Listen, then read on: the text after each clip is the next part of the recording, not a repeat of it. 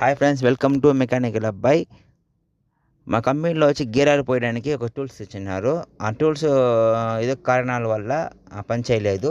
ఓకేనా, మేమే ఒక టూల్స్ని తయారు చేసుకున్నాము. అదే ఈ టూల్స్. ఓకేనా, ఈ ఈ వీడియో నచ్చితే లైక్ చేయండి, షేర్ చేయండి, కామెంట్ చేయండి. మా ఛానల్ని సబ్స్క్రైబ్ చేసుకోండి, బెల్ ఐకాన్ నొక్కండి.